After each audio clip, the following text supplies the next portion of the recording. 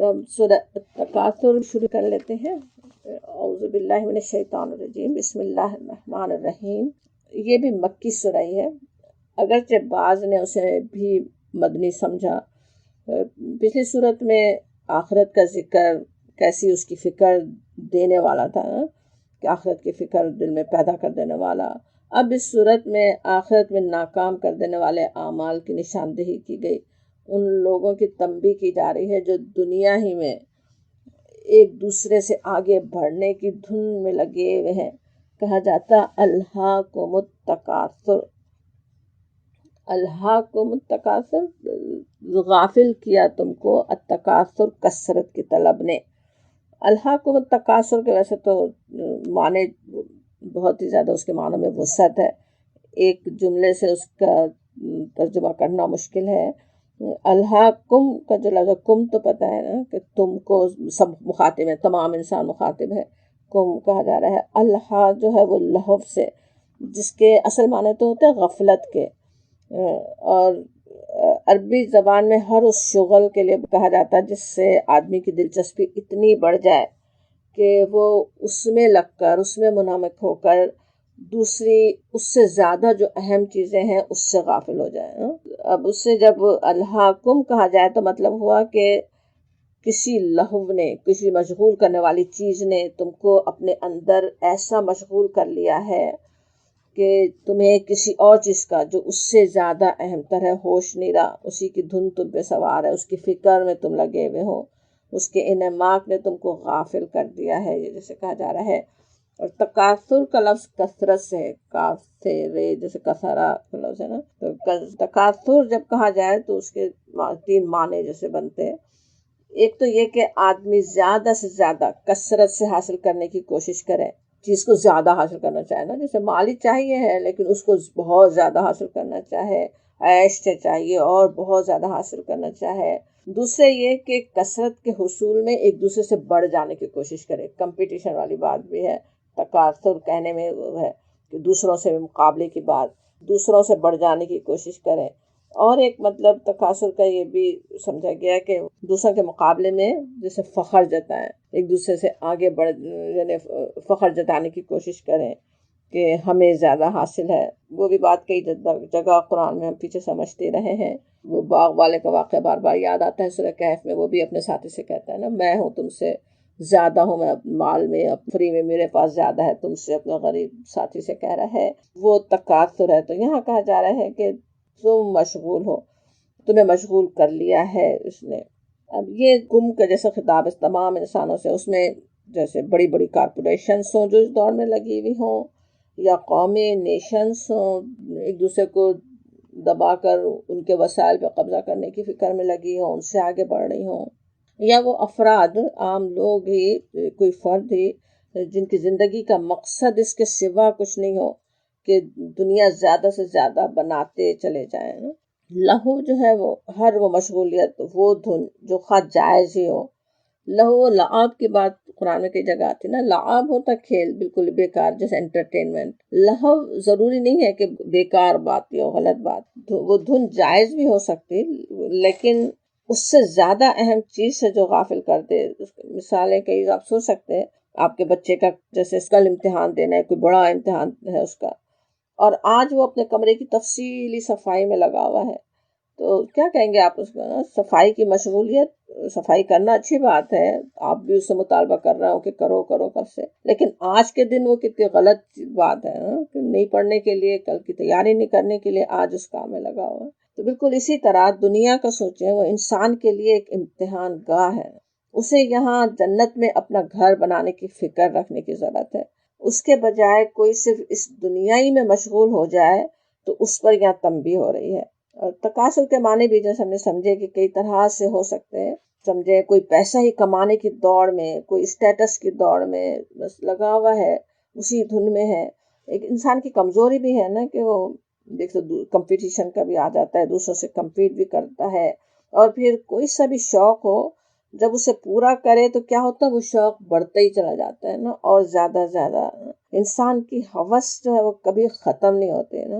اور تکاثر بھی ضروری نہیں کہ کوئی حرام چیز کے لیے ہو، جائز کے لیے بھی ہو سکتی، دنیا کی نعمتیں اللہ تعالیٰ نے ہمارے ہی لیے پیدا کیے، لیکن اس کے حصول کی فکر میں، ان نعمتوں کو حاصل کرنے میں اگر آخرت کا سودا ہو جائے، آخرت کی بربادی کے ایکسپنس پر اگر ہم اس دنیا کی نعمتوں کو حاصل کریں تو وہ تباہی ہے نا اپنی. پھر اگر ایسا انسان جو ایسی دنیا کے پیچھے لگا رہا ہے، وہ سمجھے اپنی تباہی کر رہا ہے، جیسے یہ کہا جا رہا ہے نا. الہاکم التکاثر کو تفہیم القرآن میں وہ اس طرح سمجھاتے ہیں کہ ایک تو یہ کہتے ہیں کہ اس کے مفہوم میں بڑی وسعت پیدا ہو گئی، جس طرح سے یہاں پہ بات آئی ہے، اور اس کے معنی یہ ہیں کہ لوگوں کو اس تکاثر کی دھن نے ہر اس چیز سے غافل کر دیا جو اس کی بنسبت اہم تر ہے. وہ اللہ سے غافل ہو گئے ہیں، عاقبت سے، آخرت سے غافل ہو گئے ہیں، اخلاقی حدود، اخلاقی ذمہ داریوں سے غافل ہو گئے. یہ بھی ہوتا ہے نا، جب اپنی دھن لگی ہوئی ہے کچھ حاصل کرنے کی، تو کون سی لمٹس ہے، کس کو نہیں ہمیں کراس کرنا چاہیے، وہ بھی انسان کرنے لگ جاتا ہے نا. اس بات کی کوئی فکر نہیں کہ معیار آدمیت کتنا گر رہا ہے، کس قدر گر رہا ہے. یعنی انسانیت کو ہی پیچھے چھوڑ دیتے ہیں، انسانیت کو شرم دلانے والے کام بھی انسان کرنے لگ جاتا ہے نا. اور انہیں بس زیادہ سے زیادہ دولت چاہیے، اس بات کی کوئی پرواہ نہیں کہ وہ کس ذریعے سے حاصل ہوتی ہے. انہیں عیش و عشرت اور جسمانی لذتوں کے سامان زیادہ سے زیادہ مطلوب ہے. اس ہوس رانی میں غرق ہو کر وہ اس بات سے بالکل غافل ہو گئے ہیں. یہ سب چیز اللہ کو متقاصر میں سمجھ میں آ رہی ہے نا کہ اس روش کا انجام کیا ہے. انہیں زیادہ سے زیادہ طاقت، زیادہ سے زیادہ فوجیں، زیادہ سے زیادہ ہتھیار فراہم کرنے کی بس فکر لگی ہوئی ہے نا، اس فکر میں لگے ہوئے ہیں. اور اس معاملے میں ان کے درمیان ایک دوسرے سے آگے نکلنے کی دوڑ چلی ہوئی. آج دنیا کو دیکھیں بالکل وہی حال نظر آتا ہے نا. اور اس بات کی کوئی فکر نہیں ہے کہ کس طرح اللہ کی زمین کو ظلم سے بھر دینے اور انسانیت کو تباہ برباد کر دینے کا سامان ہو رہا ہے. تو ان سب پہ یہاں تنبیہ ہو رہی ہے، الہاکم التکاثر کہہ کر. اب پھر کہا جاتا حتی، یہاں تک کہ زرتم المقابر، زرتم تم نے جا دیکھا، المقابر قبروں کو. زرتم تم جا دیکھتے ہو زیارت سے. اردو میں ویسے کسی مقدس چیز کو دیکھنے کے لیے زیارت کا لفظ استعمال ہوتا، عربی میں اس طرح نہیں ہے، صرف جا دیکھنا، کسی بھی چیز کو دیکھنے کے لیے آتا ہے. قبر کو جیسے جاتے ہیں نا، کسی کی تدفین کرنے جا رہے ہیں، دیکھا، یا کسی وقت فاتحہ پڑھنے گئے پھر واپس آ گئے، اس طرح کی بات نہیں ہے، بلکہ قبروں میں جانے کی بات ہے. وہی ٹھکانہ قبروں کا بننے والا ہے، قبروں کو جا دیکھنا مراد ہے. اور ویسے زرتم المقابر کہنے سے یہ بھی سمجھ میں آتا ہے کہ دیکھنا ہی مراد ہے. قبریں ہمیشہ کی قیام گاہ نہیں ہے، ایسا نہیں ہے کہ پھر ہمیشہ کے لیے وہیں پہ رہنا ہے نا. تو کہا یہ جا رہا ہے کہ موت کے آنے تک اس تکاثر کے دھن میں لگے رہتے ہو. یہی بات کہی جا سکتی تھی نا، موت کا بھی لفظ ہو سکتا تھا کہ تم لگے رہتے ہو، پوری زندگی اس میں لگے رہتے ہو. لیکن حتی زرتم المقابر کہنے سے بات کیسی زیادہ پورا اثر بھی ہو گئی نا. انسان اس قبر کے ٹھکانے کو یاد رکھے، اپنے آپ کو یاد دلائے، تو دنیا میں بھی اسے کچھ ہوش آ جائے کہ کہاں دوڑ رہا ہے، کیا کر رہا ہے، کرنا اسے کیا چاہیے تھا. آج یہ کہ یہ سب حاصل بھی کر لوں جس کے پیچھے دوڑ رہا ہوں، تو کل قبر میں کیا ہوگا. اور اگر آج ہوش نہیں آتا، آیات پڑھ کے بھی ہوش نہیں آتا، اس سامنے اموات دیکھ رہا ہو ہوش نہیں آتا، تو پھر کیا ہوگا؟ کل قبر میں جا کر ہی ہوش آئے گا. موت ہم سمجھتے ہیں جیسے بے ہوش کر دینے والی چیز ہے، نہیں، وہ وہاں ہوش آنے والا ہے قبر میں. وہ قبر جو جہنم کے گڑھوں میں سے ایک گڑھا یا جنت کے باغوں میں سے ایک باغ ہونے والی ہے نا. تو وہاں جا کے پھر پتہ چلے گا، وہاں جا کے پھر ہوش آئے گا انسان کو. جیسے کہا جا رہا ہے، کہا جاتا ہے کلا، سورہ التکاثر ہم پڑھ رہے ہیں، آیت نمبر 3، کلا ہرگز نہیں، سوف عن قریب تعلمون تمہیں معلوم ہو جائے گا. ثم پھر، کلا ہرگز نہیں، سوف تعلمون ان قریب تم جان لوگے، ان قریب تمہیں معلوم ہو جائے گا. اب یہ غفلت میں پڑے ہوئے، بلکہ کہنا چاہیے ہوس کی دھن میں جو بھاگے جا رہے ہوں ان لوگوں سے کہا جا رہا ہے. کلا ویسے کہنا کیسا ہوتا ہے نا، بہت ہی شدت سے کسی چیز کی نفی کرنا، نیگیٹ کرنا. جو آج تم سمجھ رہے ہو وہ صحیح نہیں ہے، جسے آج تم کامیابی سمجھ رہے ہو، جس کامیابی کے پیچھے دوڑ رہے ہو حاصل کرنے کے لیے، وہ کامیابی نہیں ہے. جن چیزوں پر آج فخر کر رہے ہو کل وہ پچھتاوے کا باعث ہوں گی. جو آج بینک بیلنس بڑھاتے چلے جا رہے ہو کل وہ کچھ کام نہیں آنے والا ہے، بلکہ حقداروں کا حق مار کر اگر وہ مال جمع کیا یا جس مال کی زکوٰۃ نہیں دی تو وہ تو سانپ کی شکل میں اس پر مسلط ہو جانے والا ہے۔ اس تنبیہ کو اور زیادہ جیسے شدید بنانے کے لیے، بالکل جیسے ایکسٹریم وارننگ کے لیے دوبارہ سے پھر کہا جاتا ثم پھر کلا ہرگز نہیں سوف تعلمون تم عنقریب جان لو گے۔ اب ایک کے بعد فوراً ہی دوبارہ وہی بات کہنے کو ویسے کئی طرح سے مفسر سمجھتے ہیں۔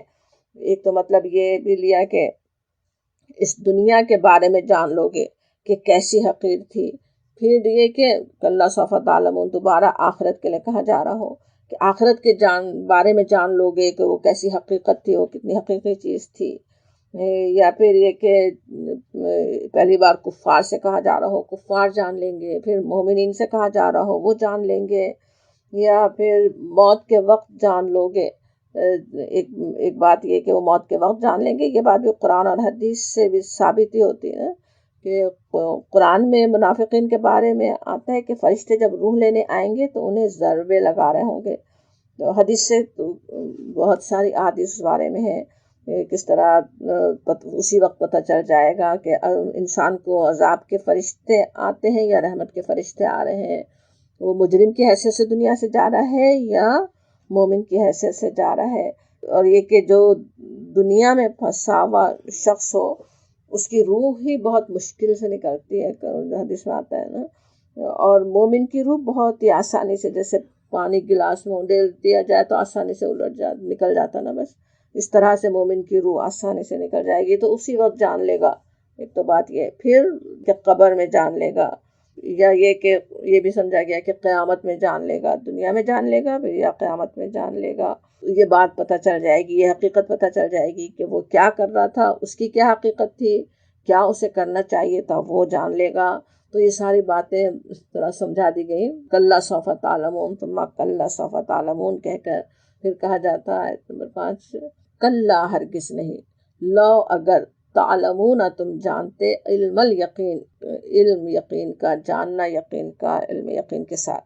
اب یہاں کلا تیسری دفعہ آ رہا ہے نا، تو اب کلام میں کیسی شدت ہے نا اس صورت میں، دیکھیں جیسے اللہ تعالیٰ کا غضب نظر آ رہا ہے نا۔ اب بات ہے بھی غضب کی، آج دنیا میں سوچیں جتنا ظلم و فساد پھیلا ہوا ہے، اس کی وجہ تلاش کریں تو پتہ چلتا ہے سب کی تہ میں وہی حضرت انسان کی حرص، لالچ، اس کا گرید ہی ہے نا۔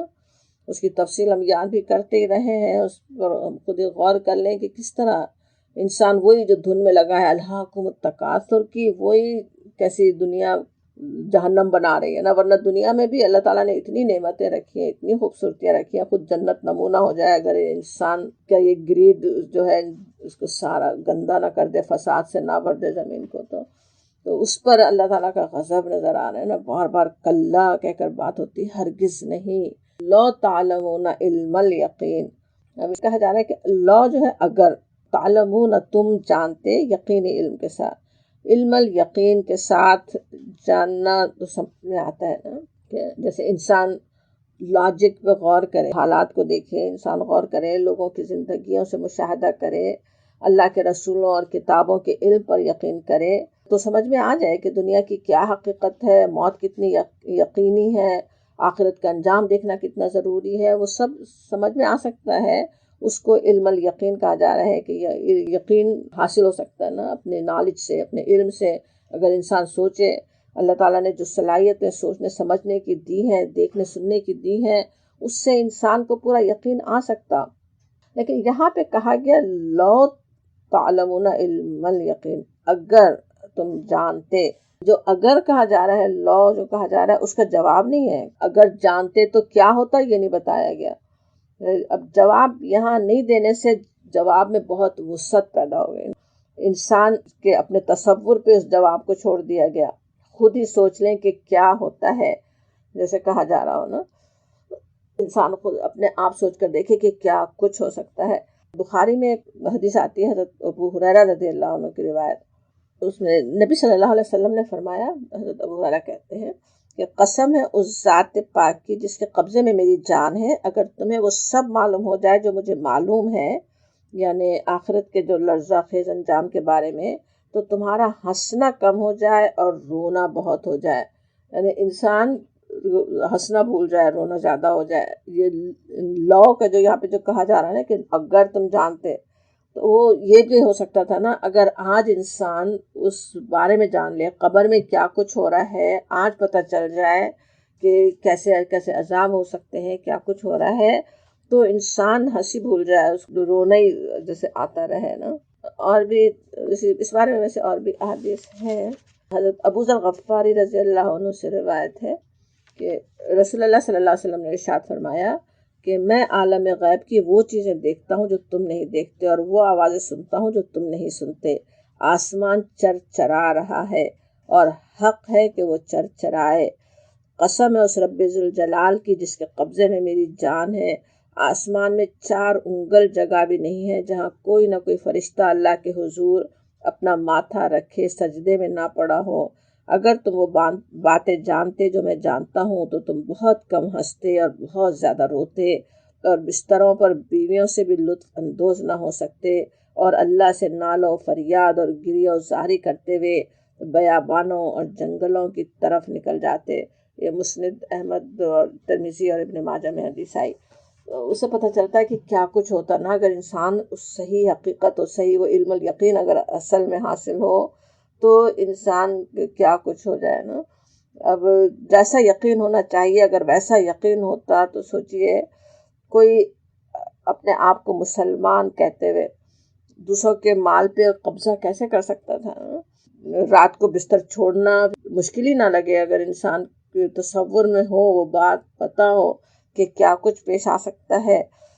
صرف انٹرٹینمنٹ میں اپنا وقت لگانا، وقت پاس کرنا، اکثر کہہ رہے ہوتے ہیں وہ وقت پاس کرنا تو کتنا مشکل لگے، اس وقت سے تو کیا کچھ آخرت بنانے کی ضرورت ہے وہ سمجھ میں آتا ہے نا. تو اور بھی اپنی تصور، اپنے امیجنیشن سے ہمیں سوچنا چاہیے. یہاں پہ جو اسی کی دعوت ہے، کلا لو تعلمون علم الیقین کہہ کر، کہ اگر تم علم الیقین سے جانتے، اگر آج پتہ ہو تو آج ہم کیا کچھ کرنے کو تیار ہو جائیں. انسان اس دن چاہے گا عذاب سے بچنے کے لیے جہنم کے کہ زمین بھر بھی سونا ہو تو وہ اسے فدیے میں دینے کو تیار ہو جائے. اتنا وہ زبردست قسم کا بڑا عذاب سامنے رکھا ہوا ہے کہ آج انسان کو صرف زکوٰۃ نکالنا مشکل لگ رہا ہو تھوڑے سے سونے میں سے، یا جو سونا اپنا جمع کر کر کے بینکوں میں رکھا ہوا ہو، اور جس کی آج اتنے لوگ بھوکے مر رہے ہوں، کتنے لوگوں کو ضرورت ہو، اس کے لیے نکالنا مشکل لگتا ہے. اور وہاں پہ یہ ہونے والا ہے کہ زمین بھر بھی ہو تو وہ سارا فدیے میں دے اور عذاب سے چھوٹ جائے. تو وہ ساری چیزیں خود سوچنے کی ضرورت ہے کہ کیا کرنے کی ضرورت ہے، کیا کچھ کر سکتے ہیں، آج ہی کر لیں نا، بجائے اس کی کہ وہاں سوچے کاش کر لیتے، کاش ہو جاتا، کاش یہ کیا ہوتا. وہ آج کرنے کی ضرورت ہے کہ اس کے لیے تیاری کرنے کی ضرورت ہے، اس کے لیے محنت کرنے کی ضرورت ہے. اور پھر کہا جاتا لَتَرَوُنَّ الْجَحِیمَ، اور لَتَرَوُنَّ میں تاکید پر تاکید ہے، بےحد ایمفیسس، ڈبل ایمفیسس، جیسے زور دے کر کہا جا رہا ہے کہ تم ضرور ضرور دیکھ لو گے. دیکھ لینا، ایک تو دیکھنا جو دنیا کا بندہ ہے نا، جس پر اس صورت میں اللہ کا غضب نظر آ رہا ہے، لیکن جتنی تاکید سے آ رہا ہے تو وہ ہر شخص کا دیکھنا بھی مراد ہے. حدیث میں آتا بھی ہے نا کہ ہر شخص کو اس کا ٹھکانہ جنت اور دوزخ میں دکھا دیا جائے گا. مومن اس پر شکر گزار ہوگا کہ وہ دوزخ میں جانے سے بچ گیا. دوزخ دکھائی تو جائے گی، اسے بھی بتایا جائے گا کہ اگر تم برے اعمال کرتے تو وہاں ٹھکانہ ہوتا. اور کافر پچھتائے گا جنت کو دیکھ کر کے وہاں اس کا ٹھکانہ تھا، اگر نیک عمل کر لیتا تو وہاں پہنچ جاتا. اس طرح سے بھی دیکھنا ہے ہی کہ وہ دیکھ لیں گے. لَتَرَوُنَّ الْجَحِیمَ، اس کو جہیم کو وہ دیکھ لیں گے. ثم پھر لَتَرَوُنَّھَا، البتہ ضرور دیکھو گے اسے، ہا کا اشارہ جہیم کی طرف. لَتَرَوُنَّ پھر وہی ڈبل تاکید کا بھی، اور تَرَوُنَّ بھی، کہ ضرور ضرور دیکھو گے اس کو آنکھوں سے دیکھ کر. لَتَرَوُنَّھَا عین الیقین آ رہا ہے کہ آنکھوں سے دیکھ کر یقین کرو گے. آنکھوں سے دیکھنے کا بھی یقین اور ہی ہوتا ہے نا، لیکن اگر انسان اسی انتظار میں رہے کہ آنکھوں سے دیکھ کر یقین کرنا ہے تو وہ تو پھر بہت ہی دیر ہو چکے گی. وے ٹو لیٹ، کہ وہاں کچھ بھی کام نہیں آنا ہے. ایک عقل مند شخص تو اس دنیا میں ہی نشانیوں کے ذریعے، اللہ کی آیات کے ذریعے علم الیقین حاصل کر لیتا ہے نا. اس کو علم الیقین حاصل کر لینا چاہیے، اللہ تعالیٰ نے اگر عقل شعور دی ہے تو. اور وہاں پہ بھی پھر آنکھوں سے دیکھ کر عین الیقین تو حاصل ہونا ہی ہے. اس وقت آنکھوں سے دیکھ بھی لے گا. ثم پھر لتسألن بھی اسی طرح لترون کی طرح سے نا بہت تاکید پہ تاکید کہ ضرور ہی سوال ہونے والا ہے یومئذ اس دن عن النعیم نعمتوں کے بارے میں. اب عمل کا وقت ختم ہو چکا ہوگا، اب حساب دینے کا وقت ہوگا، اور یہ کہ وہ ضروری ہونے والا ہے. وہاں ہر ایک سے سوال ہوگا. لتسألن ضرور سوال ہونے والا ہے، اور سوال اسی بیس پر ہونا ہے کہ اللہ نے کیا کچھ نعمتیں دیں. سمع، بصر، فؤاد کی نعمتیں، دماغی جسمانی صلاحیتیں، شعور، وسائل، مال و اولاد، ایمان کی نعمت، اللہ کی کتاب کی نعمت، اپنے رسول کی تعلیمات کی نعمت، وہ ساری نعمتیں جن کی انسان گنتی بھی نہیں کر سکتا. یہ صورت احساس دلاتی ہے کہ ان نعمتوں کے عشق میں انسان مبتلا ہو کر نہیں رہ جائے، ان کو حاصل کرنے کے لیے اللہ کی حدود کو نہ توڑ دے، بلکہ ان کے لیے اپنے رب کا شکر گزار ہو، اپنے دل میں، اپنی زبان سے، اپنے عمل سے شکر گزار بنے نا. اللہ تعالیٰ کی یہ رحمت ہے کہ آج ہی ہمیں بتا دیا گیا نا کہ وہ امتحان ہونے والا ہے، کیا سوال ہونے ہیں یہ بھی بتا دیا گیا نا کہ کس طرح وہاں پہ کیا سوال ہونے والے ہیں. اس کے بارے میں احادیث کئی ہیں، اگرچہ ہمارا ٹائم ختم ہو چکا، لیکن ایک حدیث تو یاد ہی کر لیں، اہم حدیث ویسے ترمذی کی ہے وہ حدیث، مگر مشہور حدیث ہے نا کہ ابن آدم کے قدم ہٹیں گے نہیں قیامت کے دن اللہ کی عدالت سے آدمی ہٹ نہیں سکتا جب تک کہ اس سے 5 باتوں کے بارے میں حساب نہیں لے لیا جائے. اس سے پوچھا جائے گا کہ پہلا سوال یہ کہ عمر کن مشاغل میں گزاری، اپنی زندگی میں کیا کیا، اللہ کے شکر گزار بن کر رہے، نہیں شکر کیا دھن تھی، کیا گول تھے، کیا ایمبیشن تھے، وہ سب کچھ وہاں بتانا ہے. پوچھا جائے گا کہ تم وہاں پہ کیا کر کے آئے نا. اور پھر دوسرا سوال یہ کہ جوانی کس کام میں گزاری. پہلا سوال پوری زندگی کے بارے میں، پھر ایک زندگی کے خاص حصے کے بارے میں. جوانی کا وقت جو ہوتا ہے وہ کس طرح ہے نا کہ جو انسان کا جو سب سے بہترین ٹائم ہے نا، اور جوانی کے وقت کو کسی نے ویسے یہ سمجھا جیسے 13-14 سال سے 30-35 سال تک کا جو عرصہ ہوتا ہے، اس میں اصل ساری امنگیں ہوتی ہیں، ایک شخصیت بنتی ہے، گول بن جاتے ہیں انسان کے، کیا کام کرنا ہے، کیا کچھ کرنا ہے. تو وہ اس وقت کے بارے میں سوال ہوگا کہ کیا تم کر کے آئے.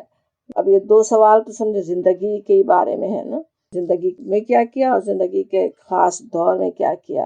اور پھر تیسرا سوال ہے کہ چوتھا سوال دونوں مال کے بارے میں. پہلا یہ کہ مال کہاں سے کمایا. اب یہی بات اب اس صورت میں بھی یاد آتی ہے نا کہ کس طرح لگے ہوئے تھے مال کی دھن میں، مال حاصل کرنے کی دھن میں. حرام ایسا تو نہیں کہ حرام حلال کی پرواہ نہیں کی، لوگوں کے حق مار مار کے جمع کر لیا ہو.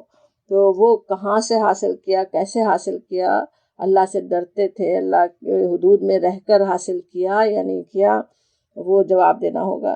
اللہ تعالیٰ اپنی رحمت سے آسان حساب فرمائے، اس میں جو غلطیاں ہو جاتی ہیں اسے معاف فرمائے. اور پھر چوتھا سوال یہ کہ اسے کہاں خرچ کیا.